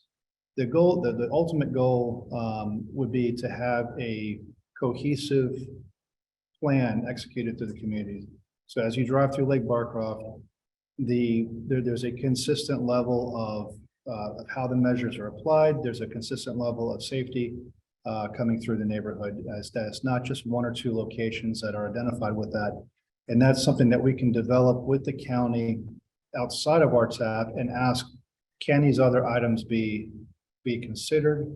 But that part is separate from RTAP. If you think of RTAP as a model, people asked earlier about funding and costs. RTAP is a means of getting immediate funding dedicated to those devices on those streets. So we don't have to ask the county or the state, where can we get money for these items? The other streets, that question does come into play of how does it fit into the funding cycle? Can it be financed? And how is that answered? So that's something that would have to be addressed through the community-wide process. And there's some low-hanging fruit that we can tackle early to go ahead and start developing those layers to have sort of a now, tomorrow, and next year, hopefully not next decade, kind of solutions to step those along the way. But it's not a one-shot deal. It's an iterative process. It is community participation through various meetings and getting feedback from everybody. And then it's going to be meeting with several representatives. Feedback from Kay and other representatives indicated that they're interested in helping, but they need to know that the community has interest in, and that the community is asking for that it's not just a small handful of residents. That will enable them to represent us as a larger group. And so that part's going to be critical in terms of defining what is our ask that we want to make of that. And to answer Rebecca's question, right up there, follow us and sign up. I don't know, do we want to have somebody either from our group or just the organization be a place where all the people in this room and throughout the community can come to with ideas, or I want to volunteer? Do we have that? Can we put that out there, like, based on the conversation we're having here tonight? So that if you all are like, hey, what do we do? How can we get involved? We should have a very clear, specific. Yeah, there are suggestions on the website. You can always email us. And no, but what I'm saying is there a specific place to go? I would like to get involved. Who do I call? What do I do? Barcroft FFS. Okay, but how about a person? Well, that's me. That's what I'm saying. That's what I'm getting at. What's your phone number? No, don't, please. Just email me. I check it once a day at least. And if it's an emergency, I live on Stony Bray. I'm usually out there with my kids trying to keep them from getting mowed down. So for the folks on Zoom, I just pulled up the Barcroft Families for Safety, the Barcroft Safety website. It's got information on that of where it is. At the bottom, it also has a link for an email link just to click on, and that will set you up to send an email directly to the email, but also in terms of like volunteering or participating. Okay. Here's some contact stuff, other things you can do, all kinds of stuff.